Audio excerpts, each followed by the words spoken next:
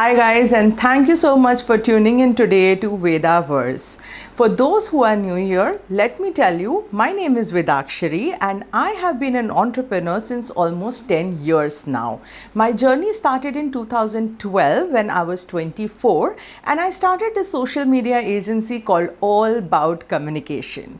Over the last 10 years, I have seen the media landscape change, the market dynamics evolve, and I have helped all my clients navigate through those changes. This channel is my attempt to share all those learnings and experiences with you with the hope that if you are a startup, an entrepreneur, or trying to kickstart an agency of your own, my learnings and experiences will come in handy to you. In today's episode, we are going to be discussing organic social media marketing. Organic social media marketing simply means a digital marketing strategy which does not rely on paid ads or media buying or any kind of paid engagement driving tactics, like maybe even a collaboration for that matter. Over here, your social media strategy or whatever you do for your community is purely content driven. Okay. However, it is very important to understand that organic social media marketing does not mean free advertising. It is very important for you to also understand that even though you are not doing ads or any paid engagement to drive traffic, you are going to invest your time, your resources. There might be a production cost involved in creating that content strategy. And if we know a thing, time equals to money. If you are investing your time, you are as good as investing your money. So do remember while creating an organic social media strategy that it is not free. There is nothing called as free publicity. There is some sort of an investment that is always required, whether it's in the form of your time, your resources, or your planning, or your experience. Another thing to remember here is that even if you do have a paid marketing strategy, it is very important for you to still have an organic content strategy, irrespective of whether you are running ads, whether you are driving Google Ads say traffic, or whatsoever you are doing. It is important that you have a stable, consistent and sustainable organic content strategy as well. There are a couple of common misconceptions or mistakes that brands often make while chalking out their organic content strategy. Number one, they tend to feel that trend marketing or using memes or trending content or jumping on a viral trend is good enough as an organic marketing strategy. So right now there is this 1-second videos that are going on Instagram as something which is hot trend. A lot of brands would just jump from that one trend to another trend to another trend without realizing that these are only hooks or baits for your audience to be driven to your page. That is not your only strategy that you should have as a brand. Another misconception that a lot of brands have when it comes to organic marketing or organic content plan is that they feel quantity equals quality. They often end up uploading more content without thinking what they are uploading, why they are uploading. They get really tired and stressed out as well because they are investing so many resources in uploading content.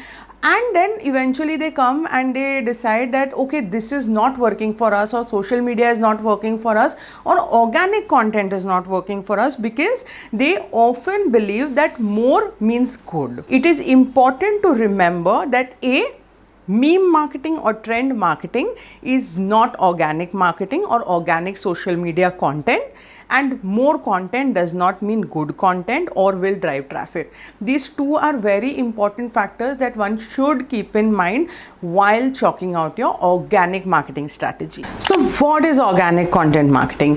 When it comes to organic content marketing, it is very important to remember that strategy is your main character and content will remain to be the nucleus of your strategy. If Everything said and done, if you do not have a strategy, you do not have a game plan. And if you do not have a game plan, whatever you are doing are just random movements created without any thought, without any objective, without any goal for any reaction. And if at all these actions do give you followers or engagement or community growth, it is just because of a fluke shot. Okay, sometimes it will hit, sometimes it will not, but you will never be able to have a proper control.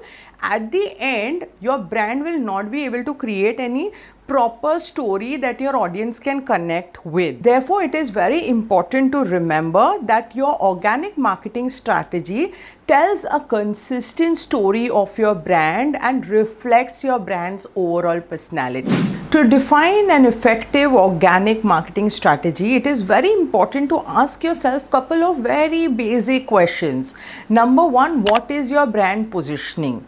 What is your brand's unique place in the market that your consumer should be able to identify your brand with?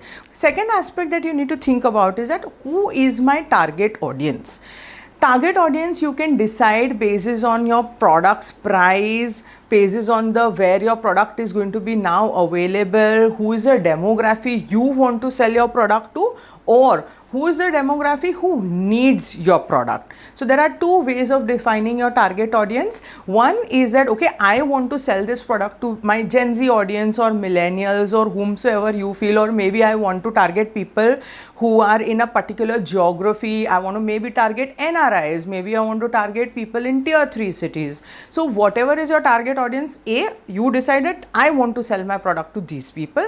And second way of looking at it is that you say that, hey, this target audience seems to need my product more, so I want to create my brand positioning and tonality targeting that particular audience. So both the approaches are relevant and whatever works for your brand, but it's important to know who your target audience is while defining your content strategy. Then comes, what are the sales channels that you are going to be using to sell your brand? It is usually assumed that if you are looking at social media as a place, then you could maybe be a D2C brand, but there's a good chance that you are a retail brand, a boutique store, and now you want to reach a wider audience and create more awareness about your brand and product, and that's why you now come on your digital platforms. So whatsoever are your brand's sales channels, according to that you need to decide that what will be your content strategy. For instance, if you are a local store limited to a particular geography, then it makes more sense to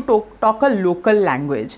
If you are a local store limited to a small demography, but you aspire to cater to a wider audience, or you want to talk to an audience which is outside your geography, then you need to tweak your brand strategy, your keywords, your hashtags, etc. accordingly. Then comes, what is your brand's USP? What makes you different from your rest of your competitors, and why should an audience or a target audience come to your brand particularly, whether it's online or offline, to buy that particular service or product from you? Do remember one most important thing. People may forget an ad, people may forget a brand, people may forget a lot of things, but people usually remember stories. Stories are one of the oldest form of entertainment that mankind has used to entertain themselves, and we somehow have a knack of getting engaged when we hear a compelling story. Of course, in today's day and world, stories mean your 24-hour cycle stories which we see on our Instagram or our WhatsApp or various platforms which are right now are allowing us to upload stories. But here I'm talking about your brand's unique story. And you want to use social media as a channel to narrate that story over and over and over again in different ways possible, while staying true to your brand tonality, so that your audience can remember your brand story.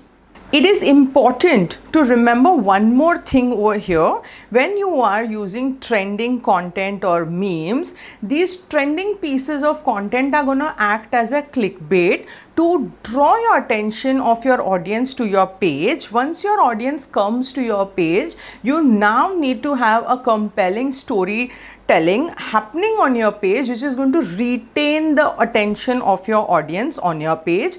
They will now become your follower, and they will now start commenting on your page and gradually have a relationship with your brand. If you found value in today's episode, please tell me in comments, and don't forget to like, share, subscribe to our YouTube channel Vedaverse. Stay tuned for the next episode.